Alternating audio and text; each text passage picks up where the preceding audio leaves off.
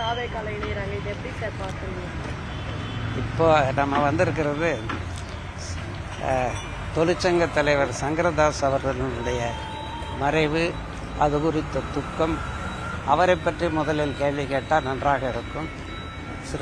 சங்கரதாஸ் அவர்களை பொறுத்த வரைக்கும் அதிமுகவாக இருக்கட்டும், மற்ற கட்சிகளாக இருக்கட்டும், எந்த அரசியல் கட்சியிலும் தொழிற்சங்கம் பற்றி, உழைப்பாளர்கள் பற்றிய சட்ட திட்டங்களை கரைத்து கொடுத்தது யாருமே கிடையாது. அது எந்தவித சட்டமாக இருந்தாலும் சரி. அப்படி ஃபிங்கர் டிப் என்று சொல்லக்கூடிய அளவுக்கு அந்த ஒரு விரல் நுனியிலே நாலேஜை வைத்து எந்த கேள்வி கேட்டாலும் பதில் சொல்ல, சட்ட ரீதியான பதிலை சொல்லக்கூடிய ஆற்றல் மிக்கவர். பல வெற்றிகளை தலைவர் காலத்திலிருந்து, தலைவர் தான் அவருக்கு வேலையை போட்டு கொடுத்தார். அப்போது நான் போக்குவரத்து துறை மந்திரியாக இருந்தேன். அவர் அந்த காலத்திலிருந்தே தலைவர் பற்றாளர், அம்மா பற்றாளர், எடப்பாடியார் அவர்களினுடைய செல்லப்பிள்ளை. காரணம், அவர் அறிவால் மற்றவர்களை கவர்ந்தார். எந்த ஒரு சந்தேகம் இருந்தாலும் சங்கரதாஸை கேட்டால்தான் சட்ட நுணுக்கத்துக்கு விடை கிடைக்கும் என்று அவரையே கேட்பார்கள். அப்படி புள்ளி விவரத்தோடு சட்டங்களை சொல்லுவார். உச்ச நீதிமன்ற தீர்ப்பாக இருந்தாலும் சரி, உயர்நீதிமன்ற தீர்ப்பாக இருந்தாலும் சரி, அல்லது மற்ற பிற மாநிலங்களில் நடக்கின்ற நிகழ்வுகள், அதனுடைய நீதிமன்ற முடிவுகளாக இருந்தாலும், தொழிலாளர் நலம் குறித்து எதுவாக இருந்தாலும் புட்டு புட்டு வைத்து பேசக்கூடிய ஆற்றல் மிக்க அறிவாளி, நினைவாற்றல் மிக்கவர். அவரை இழந்து இருக்கின்ற அதிமுகவுக்கு பெரும் இழப்பு, அந்த குடும்பத்திற்கும் பெரும் இழப்பில் நாங்கள் மிகவும் வேதனைப்படுகிறோம், வருத்தப்படுகிறோம். இந்த தாவேக்காவுக்கு நிறைய அதிமுக நிர்வாகிகள் சொல்றாங்க. இது எப்படி பாக்குறீங்க? முன்னாள் அமைச்சர்கள் நிறைய பேர் போயிருக்காங்க. அது அந்த வெற்றி கழகம் வீழ்ச்சி அடைந்துவிடும், தரையை கவிவிடும் என்பதை எடுத்து காட்டுகிற நிகழ்வுதான் இது. அவர்கள் எல்லாம் ஓடுகிறார்கள் என்றால் தலைவர் மீது உள்ள பற்றால் அல்ல, அம்மா மீது உள்ள பற்றால் அல்ல, எடப்பாடியார் மீது உள்ள பற்றால் அல்ல. பணத்துக்காக ஓடுகிறார்கள், பதவிக்காக ஓடுகிறார்கள்.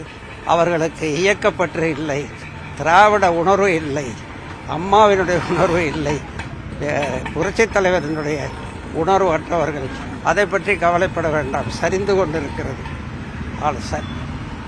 14 சட்டமன்ற தொகுதியிலே 4 சட்டமன்ற தொகுதிக்கு மட்டும்தான் அந்த கட்சியினுடைய தலைவர் சென்றார். அவர் செல்லவே இல்லை. எப்படி அவர்கள் வாக்குகளை வாங்கினார்கள்? அமெரிக்கா விஞ்ஞானத்தில் முன்னேறிய நாடு, பிரான்ஸ் முன்னேறிய நாடு, ஸ்பெயின் முன்னேறிய நாடு, இங்கிலாந்து முன்னேறிய நாடு, ஜப்பான் முன்னேறிய நாடு. அங்கெல்லாம் இந்த பேலட் பேப்பரில் இந்த மெஷின் மூலமாக ஓட்டு போடுற சிஸ்டம் இருந்தது. ஆனால் அந்த குறைகள், எப்படிப்பட்ட இதிலையும் குறைகள் இருப்பதை துல்லியமாக கண்டறிந்த காரணத்தால் சந்திரமண்டலத்திலே நடக்கின்ற அமெரிக்கர்களே அது விட்டுவிட்டார்கள். அங்கே பழைய பேலட் பேப்பர் தான், இங்கிலாண்டில் பழைய பேலட் பேப்பர் தான். அப்படி இருக்கிற நேரம் தமிழ்நாட்டு, இந்தியாவில் மட்டும் இந்த சிஸ்டத்தை ஏன் கடைப்பிடிக்கிறார்கள்? அதிலே மர்மம் இருக்கிறது. அதை கண்டறிய வேண்டும், கட்டாயமாக கண்டறிய வேண்டும். ஓட்டிங் மிஷினில் என்ன நம்ம செய்யலை, வெளிநாட்டில் செஞ்சது விலைக்கு வாங்கிட்டு வரோம்.